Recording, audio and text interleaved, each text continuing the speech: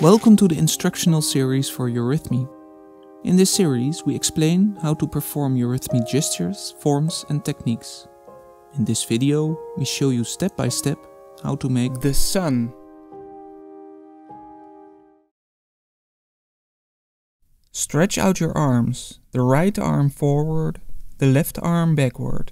And now you have to make a circular movement with both arms at the same time.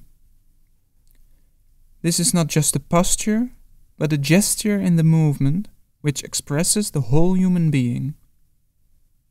The whole human being is asserting himself in this. To the sun belongs the diphthong ow.